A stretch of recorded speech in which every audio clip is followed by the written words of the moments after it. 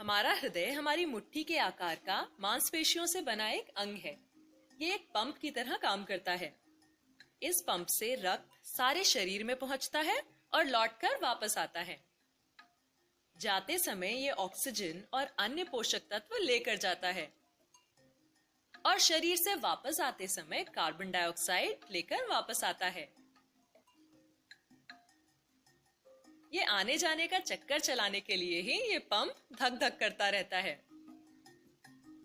हृदय के 4 हिस्से होते हैं, 2 दाएं और 2 बाएं, या 2 ऊपर और 2 नीचे।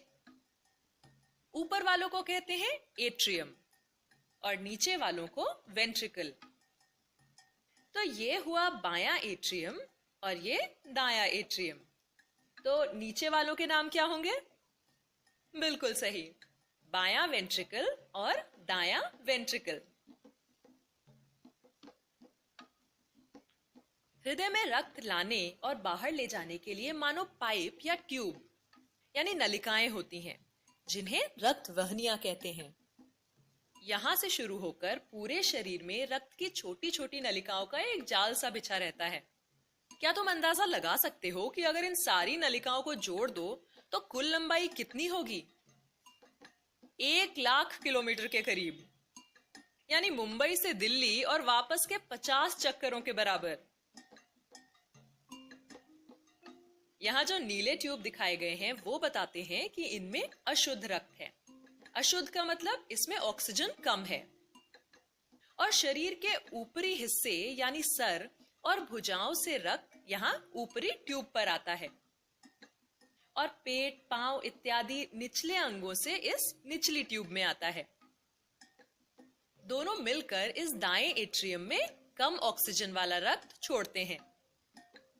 इस एट्रियम का सिर्फ नीचे की तरफ यानी सिर्फ एक तरफा खुलने वाला एक वॉल्व है।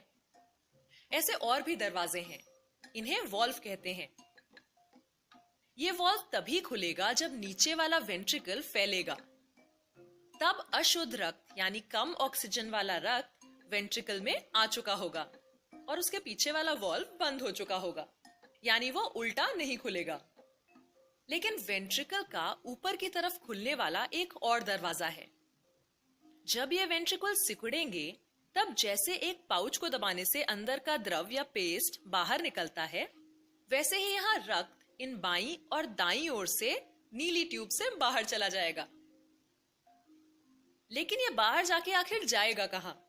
बाकी शरीर में नहीं, बल्कि फेफड़ों में। एक नीली नलिका दाएं फेफड़े में रक्त ले जाएगी और दूसरी बाएं फेफड़े में। फेफड़ों में छोटी छोटी नलिकाएं होती हैं, जहां इस अशुद्ध रक्त की मुलाकात ऑक्सीजन से भरपूर हवा से होगी। ये वो हवा है जो हम जब सांस लेते हैं तब अंदर आती है। अब ये रक्त लाल हो जाएगा क्योंकि अब इसमें ऑक्सीजन आ चुका है। ये लाल रक्त फेफड़ों से एक बार फिर हृदय की तरफ जाएगा और हृदय में बाएं एट्रियम में अंदर आएगा। यहाँ पर भी एक तरफा खुलने वाला एक वॉल्व है। जब वेंट्रिकल फैलेगा तब यह शुद्ध लाल रक्त वेंट्रिकल में खिंचा चला आएगा और जब वेंट्रिकल सिकुड़ेगा तब यह ऊपर खुलने वाले वॉल्व से बाहर सिर, भुजाओं के लिए पेट और पैरों की तरफ जाएगा।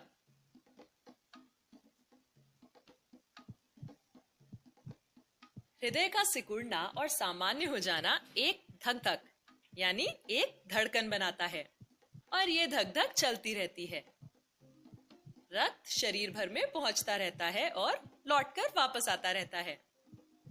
फेफड़ों में जाता है, शुद्ध होता है और फिर चल पड़ता है शरीर भर में ऑक्सीजन और पोषक तत्व पहुंचाने के लिए।